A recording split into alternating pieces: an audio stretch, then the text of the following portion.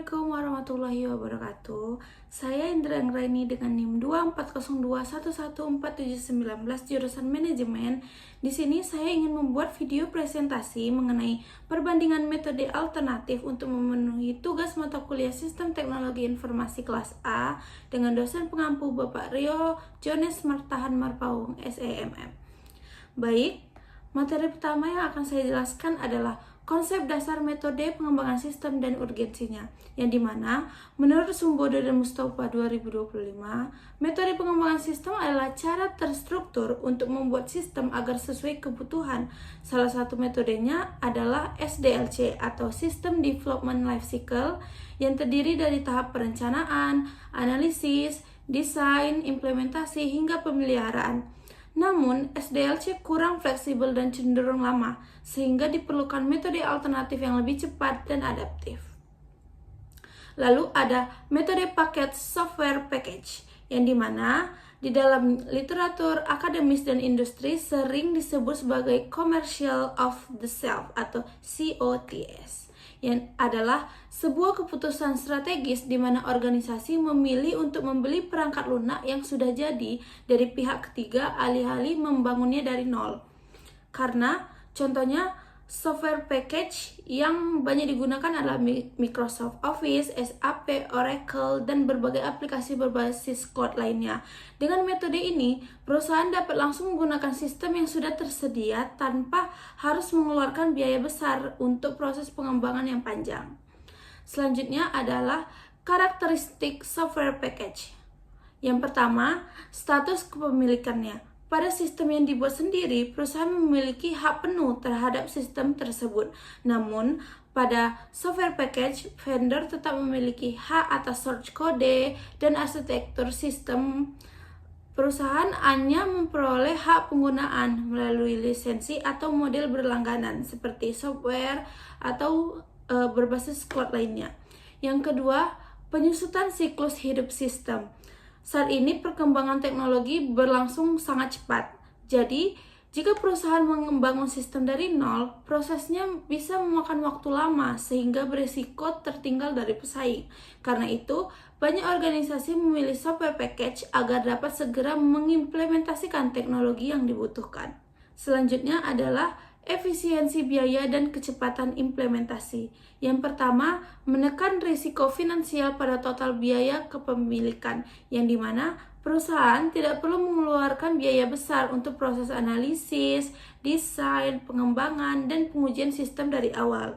Yang kedua, pemerataan akses teknologi dan time to value, yang dimana perusahaan dapat segera merasakan manfaat dari sistem setelah implementasi tanpa menunggu proses pengembangan yang panjang. Yang ketiga, mengakselerasi program manajemen strategi, yang dimana karena waktu implementasi lebih cepat, perusahaan dapat lebih fokus pada pencapaian tujuan bisnis dan peningkatan daya saing. Lalu, kendala fleksibilitas dan kustomisasi. Di samping berbagai kelebihannya, software package juga memiliki beberapa kelemahan. Yang pertama, dilema arsitektural misfit, yaitu aplikasi paket dibuat sangat standar untuk pasar umum, sehingga sering tidak cocok dengan kebutuhan spesifik perusahaan. Akibatnya, perusahaan dihadapkan pada dilema, harus merombak sistem aplikasi tersebut atau mengubah cara kerja bisnis mereka agar pas dengan aplikasi. Yang kedua, dampak tekanan time to market. Tuntutan untuk merilis produk secepat mungkin demi mengalahkan kompetitor membuat vendor sering mengeluarkan perangkat lunak yang masih generik atau memiliki bug atau celah. Hal ini membuat perusahaan pembeli terjebak dalam siklus perbaikan atau update atau patch yang terus-menerus didikte oleh pihak vendor. Lalu, ada 3 dimensi hambatan implementasi. Yang pertama, dimensi humanistik, yaitu ambiguitas kebutuhan pengguna dan inersia staf operasional yang takut posisinya digantikan oleh otomatisasi, sehingga mereka menolak beradaptasi. Yang kedua, dimensi organisasional, yaitu kurangnya pendanaan untuk edukasi atau pelatihan penggunaan secara berkelanjutan, dan keputusan pembelian yang sering kali dilakukan petinggi tanpa kolaborasi dengan pengguna akhir. Yang ketiga, dimensi lingkungan. Kurangnya standar regulasi di daerah setempat, serta ketergantungan pada konsultan eksternal yang langka dan mahal untuk menginstal pakai sistem raksasa, seperti Oracle atau SAP. Lalu ada metode prototyping atau pengembangan cepat, yang dimana merupakan teknik pengembangan sistem yang mengutamakan pembuatan model awal atau skema kasar sebagai gambaran nyata bagi calon pengguna. Dalam lingkup manajemen operasional, pendekatan ini sangat membantu ketika kebutuhan organisasi masih bersifat samar atau berpotensi berubah seiring waktu. Lalu ada proses iteratif dan perbaikan berkelanjutan, yang mana menurut Syarif dan Rizdiansyah tahun 2024, prototyping memungkinkan evaluasi sistem secara terus-menerus. Setiap prototipe yang dibuat akan diuji dan dievaluasi. Masukan yang diperoleh kemudian digunakan untuk memperbaiki sistem hingga mencapai hasil yang sesuai kebutuhan pengguna. Karena dilakukan secara berulang atau iteratif, risiko kesalahan dapat diminimalkan sejak awal proses pengembangan. Lalu ada meningkatkan keterlibatan pengguna. Yang pertama, validasi kebutuhan secara langsung. Pengguna dapat melihat bentuk sistem dan memberikan masukan sejak awal. Yang kedua, penyelarasan ekspektasi. Pengembang dan pengguna memiliki pemahaman yang sama mengenai sistem yang akan dibuat. Lalu, ada adaptasi cepat terhadap perubahan. Jika ada kebutuhan baru, perubahan dapat dilakukan sebelum sistem dikembangkan. Yang keempat, efisiensi waktu pelatihan.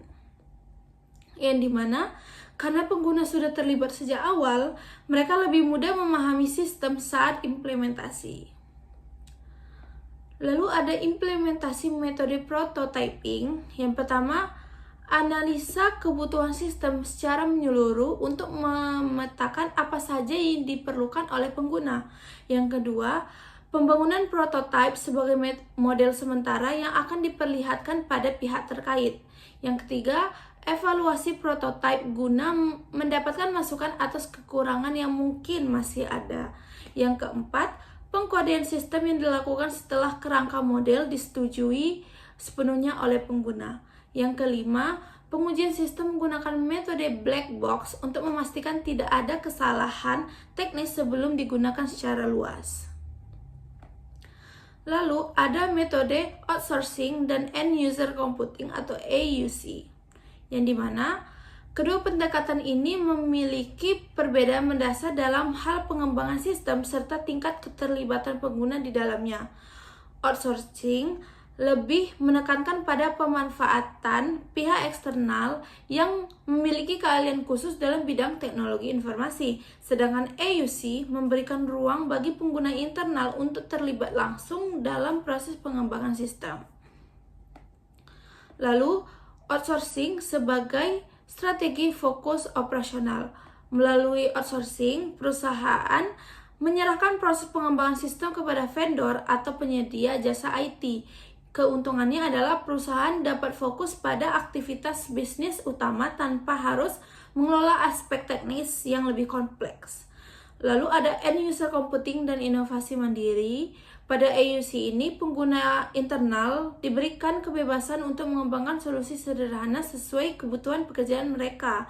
Namun, metode ini mendorong kreativitas, inovasi, serta respon yang lebih cepat terhadap kebutuhan operasional. Lalu ada analisis perbandingan, yang dimana dari segi kontrol, biaya, dan risikonya. Kalau outsourcing, kontrolnya terbatas karena melibatkan vendor eksternal, sedangkan AUC kontrolnya lebih tinggi karena dikelola langsung oleh pengguna internal. Kalau dari segi biaya, outsourcing ini memiliki biaya yang lebih besar, tetapi hasilnya cenderung lebih profesional dan cepat. Sedangkan AUC memang lebih hemat, namun berpotensi adanya biaya tambahan jika terjadi kesalahan. Lalu dari segi risiko, outsourcing risikonya ketergantungan oleh vendor dan kemungkinan tidak sesuai kebutuhan. Sedangkan EUC risiko internal seperti keamanannya, standarnya tidak konsisten, serta ketergantungan individu. Lalu kesimpulan dari materi pembandingan metode alternatif ini adalah penggunaan paket perangkat lunak menawarkan efisiensi biaya dan kecepatan implementasi, meskipun sering terbentur masalah kustomisasi karena fitur yang bersifat umum. Sebagai solusi yang lebih adaptif, metode prototyping mengandalkan proses iteratif dan keterlibatan aktif pengguna untuk memastikan hasil akhir benar-benar sesuai dengan ekspektasi lapangan. Selain itu, organisasi dapat memilih strategi outsourcing untuk memanfaatkan keahlian vendor eksternal atau menerapkan end-user computing guna mendorong inovasi mandiri karyawan, asalkan tetap memperhatikan aspek kontrol serta standar keamanan data agar operasional tetap berjalan efektif. Baik, sekian penjelasan materi dari saya. Apabila ada kesalahan, mohon dimaafkan dan semoga video ini dapat bermanfaat dan mudah dipahami. Wabillahi taufik wal hidayah. Wassalamualaikum warahmatullahi wabarakatuh.